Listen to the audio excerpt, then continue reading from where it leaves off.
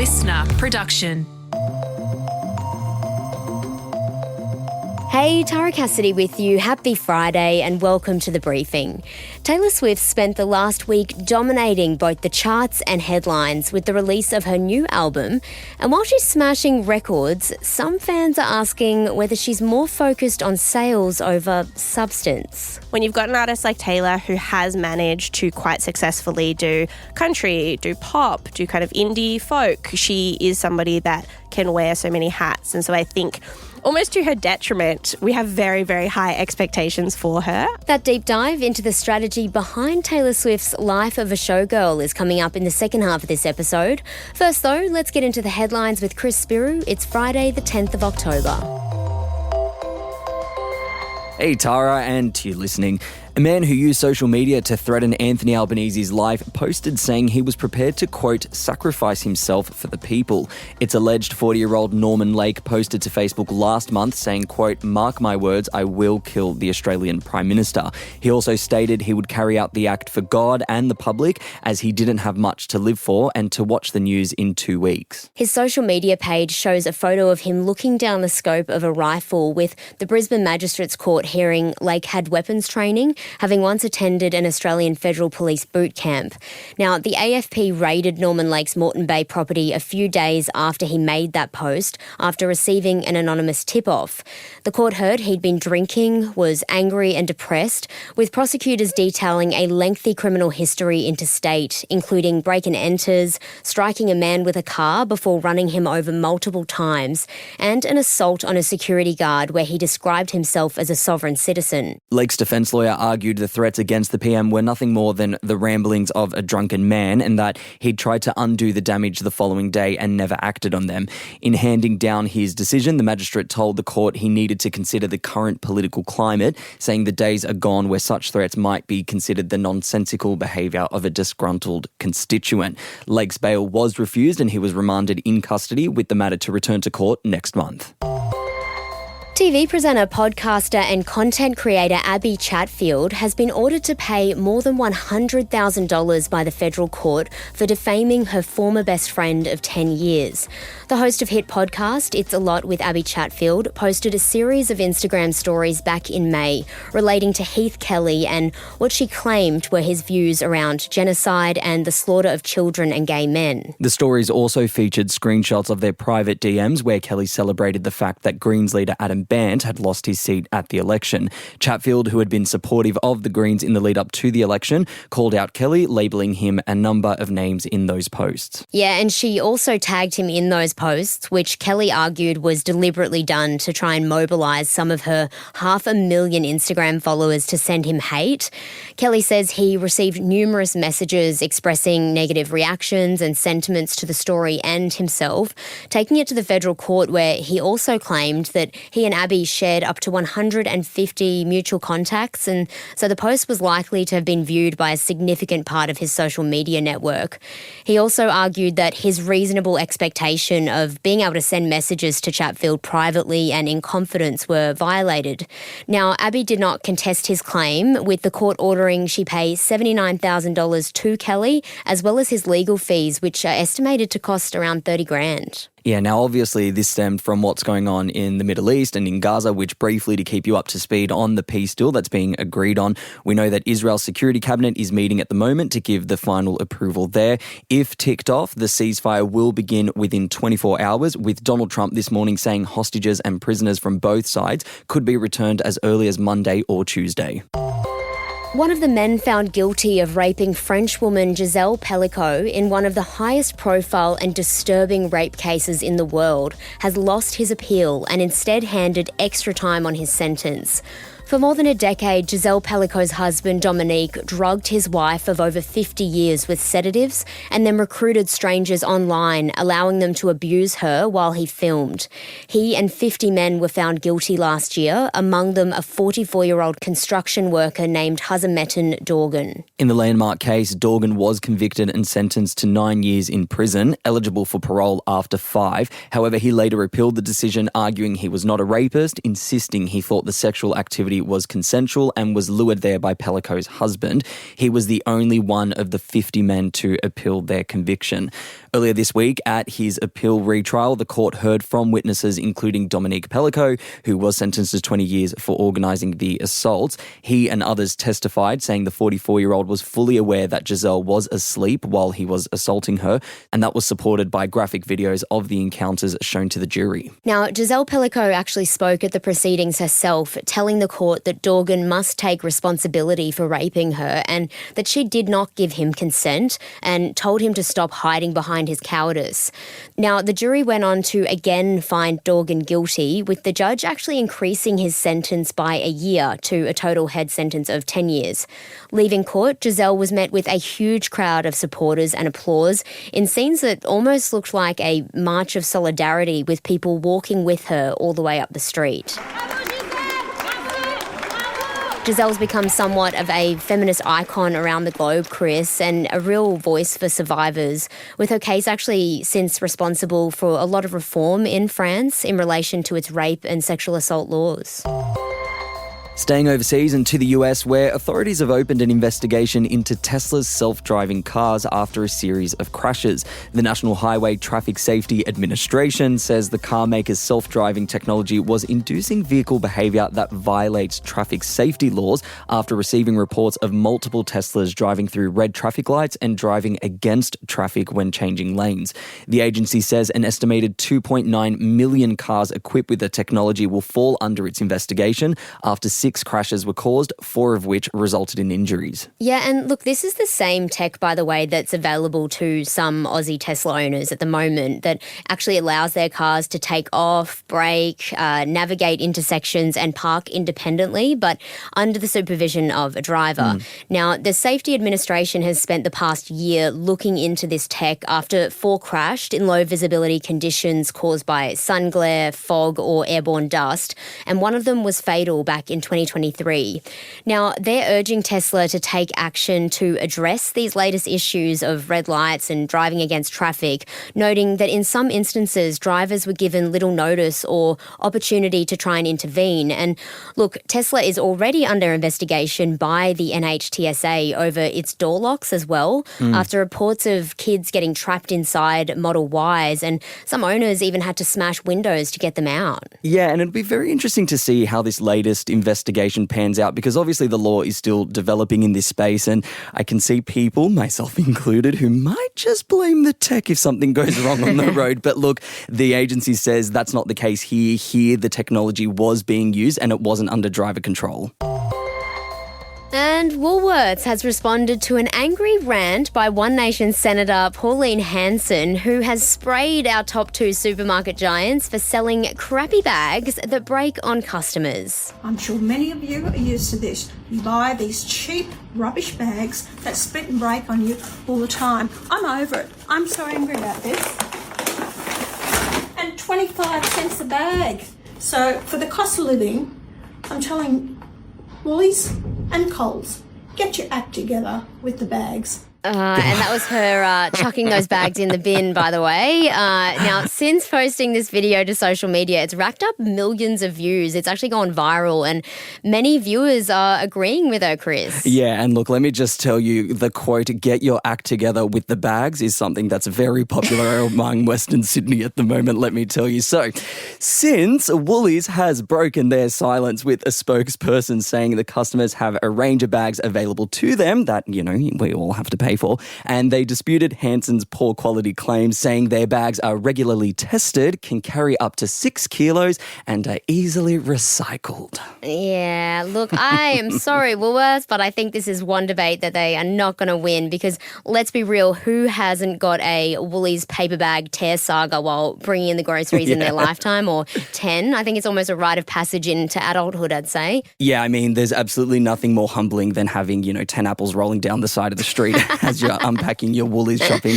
But anyway, we want to know what you guys think about this. Do you agree with Woolies or do you agree with Pauline Hanson? This might be, ladies and gentlemen, the only time you agree with Pauline Hanson, but do let us know in our broadcast channel Behind the Briefing. We'll pop a prompt up to that this morning. And that is it for headlines for this week. Coming up next is my deep dive into Taylor Swift's latest album. If you haven't heard it, if you've heard nothing about it, stick around. That deep dive is for you, but also it's for the fans. There's some nuggets in there for you guys to have a listen to that up next.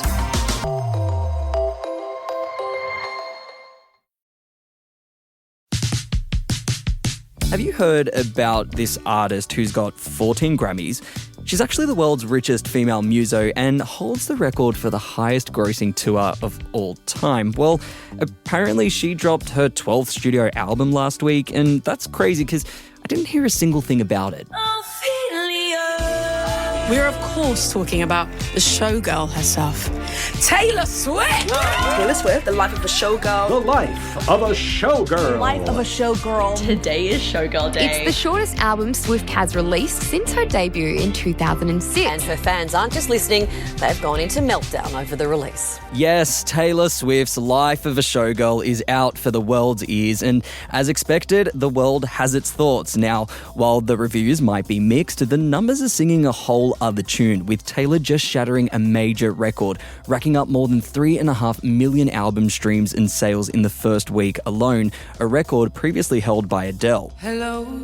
So how exactly did Taylor pull it off when this is arguably not a groundbreaking body of work? Sorry, Swifties. And how does it all fall into the 35-year-old's master plan? I welcome the chaos. The rule of show business is if it's the first week of my album release and you are saying either my name or my album title, you're helping. Kate Pattison is LiSTNR's resident Swiftie, but also a PhD candidate at RMIT who's studying fandoms and Swifties. She joins me now. Kate, welcome back to The Briefing. What are your thoughts on Life of a Showgirl and the reactions to it in its first week? I mean, I think with Taylor Swift, she has always been both popular and polarizing. So it doesn't really surprise me, the reaction we've had this week. On the one hand, you've got people who absolutely love it, think it's her, best work yet. On the other hand, you've got people who think, oh, yeah, this is why we're giving Taylor Swift too much hype. This is a mid-album. So, I mean, I love a Taylor Swift release week. I think it's so much fun. There's obviously so many ways to get involved. So, personally, I've had a great time this week. It's been a lovely way to spend a spring week in October. Can you talk to us a little bit about her release strategy here? I mean, from my knowledge, it started with a podcast and a website, or a website and then a podcast. How did this all unfold and how did this happen? Yeah, so I mean, it was a bit of a surprising turn in the Taylor Swift marketing game where, she announced the album for the first time on her now fiancé, Travis Kelce's podcast, New Heights. In the past, she's announced quite a few albums lately on award shows. She's done other ones like on the top of the Empire State Building and other things like that. So it's always been kind of an event when Taylor Swift announces a new album. Obviously, since then, we've seen that she's gotten engaged, so that's kind of not surprising. But yeah, it's been a while since we've had a full rollout with interviews and kind of all the bells and whistles. In the last couple of years, I think, since Folklore and Evermore and Reputation, obviously with what happened there, she hasn't really done much in terms of public promotion because she hasn't really needed to. She's got that direct line to her fans. She can post things on social media. She's at a level of fame that she really doesn't need to do this kind of stuff. So it's kind of been fun to have her back in the kind of cultural zeitgeist again from that perspective.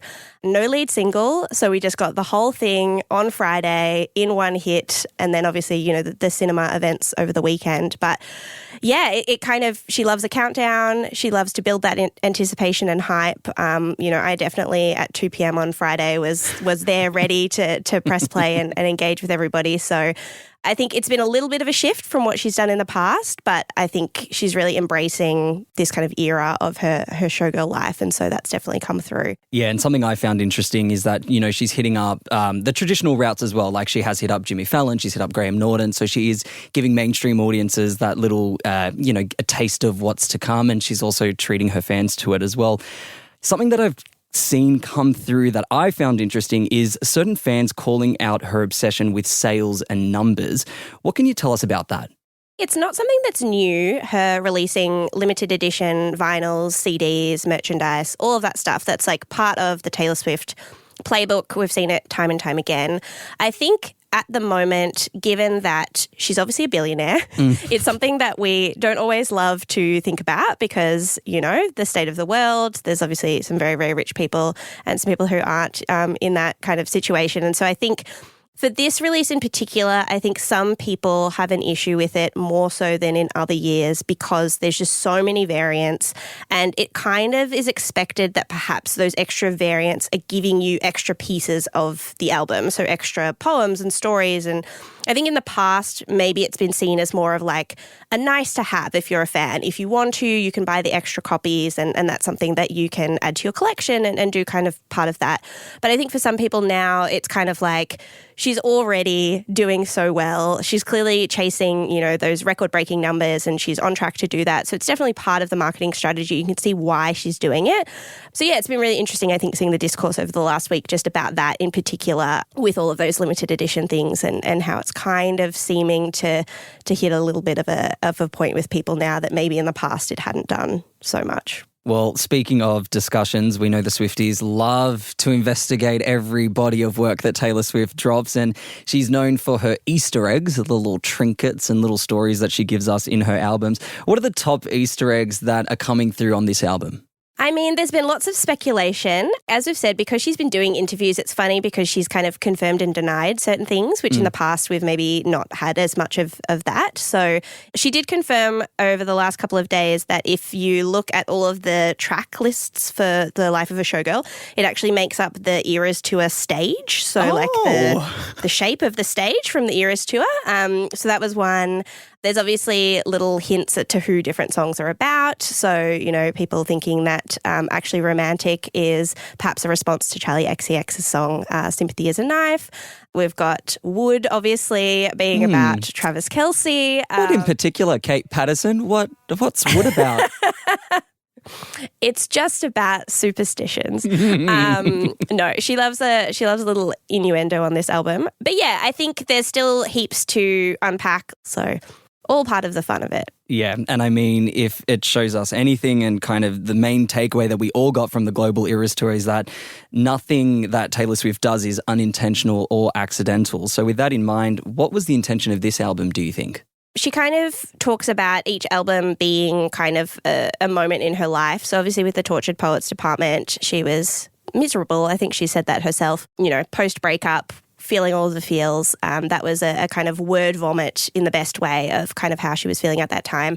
And this she had kind of spoken about in the lead up to of kind of a glimpse behind the curtain of what it's like to be a showgirl or somebody at the kind of level of fame that she's at. I think some people thought it would be very specific about behind the scenes of the Eras Tour, whereas I think what it actually has kind of turned out to be is more of just a look at her life at this stage of her life. Obviously, she's in a very happy relationship.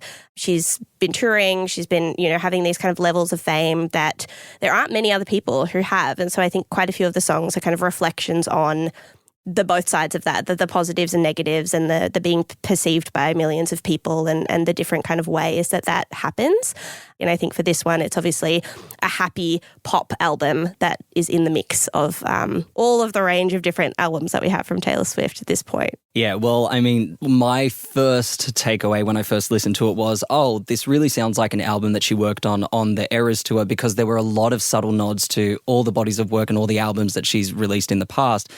For some people online, they were kind of like, oh, this is predictable Taylor when we're getting a typical sounding Taylor album. There's nothing groundbreaking here. And I happen to agree with that early on because we're seeing some really experimental pop music coming out of the UK at the moment with someone like Charli XCX. She's dropping some absolute bangers that are kind of reshaping pop music. We're seeing it with Little Mix's Jade. She's giving us some absolute bangers at the moment. Love that album. Incredible. Love that album. Incredible album. But then we listen also to Life of a Showgirl. Also love Brat, by the way, just on the record. Yes.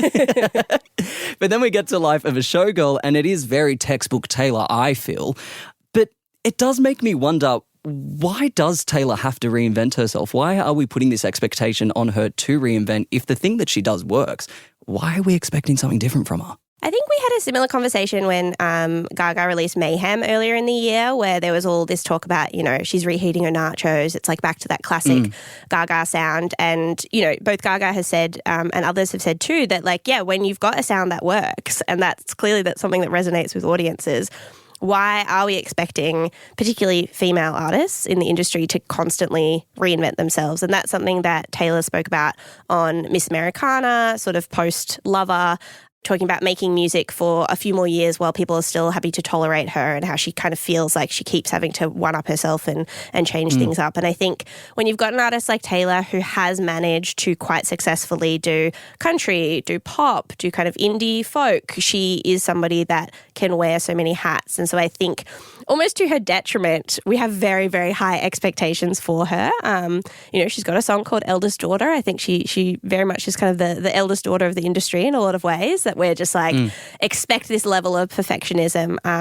It will be interesting, I think, in the coming months and years, whether this does have a similar kind of arc where people go, oh, actually, I love the sound that she did with Max Martin and Shellback on this record, or if it kind of doesn't have that same impact. It's kind of one of those things we'll have to wait and find out. I think it's early days. We might just dip into the political for a moment. Some fans have said they're a little disappointed she used a track on this album to allegedly throw shade at another artist. Whether or not that's Charlie XCX is anyone's guess at the moment. But they're a bit disappointed that she did that and didn't go hard on the Trump administration.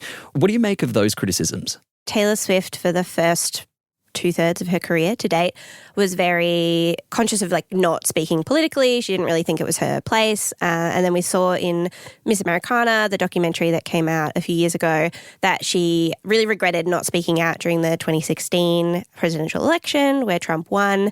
And so I think one of the things that Swifties and other people have been discussing online at the moment is that she endorsed, the Democrats in the last election, but then now at this moment where arguably the world is on fire, and particularly in the US, there's a lot happening right now, that choosing kind of to not speak out about anything or not use any of the tracks to kind of comment on that in any way is something that they're disappointed by. I mean, I think pop musicians and music in general is kind of a reflection of our values, and we kind of use different pop stars to kind of make sense of ourselves and construct a sense of identity. And so I think for some people at the moment, that's a little bit jarring because they're feeling like they want the people that they support to kind of be similarly aligned or kind of using their platform to do that. On the other hand, you have people who want Taylor's music to be a place of escapism and something that they can enjoy and kind of get out of thinking about, other things that are happening in the world. So it is a tricky one, but I think it's definitely an interesting discourse at the moment about what we expect from our pop stars, the types of kind of roles they play in our lives, and broadly speaking, the impact that they can have on things like politics and other aspects of culture too.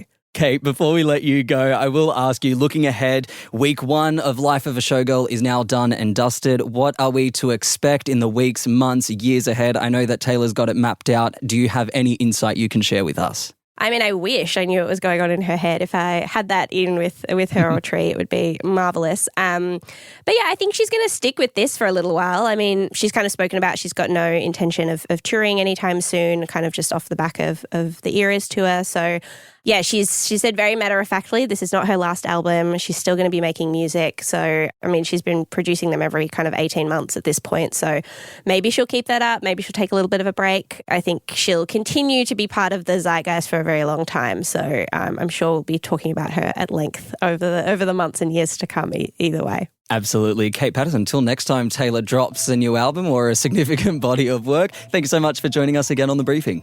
Thank you so much for having me. That was LiSTNR's resident Swiftie and PhD candidate at RMIT who's studying fandoms and Swifties, Kate Pattison, speaking with me there. And that is it for this episode of The Briefing. If you enjoyed it or learned something new, why not flick it over to a mate? And while you're there, leave us a rate and a review. I'm Spyrou. I'll catch you next time.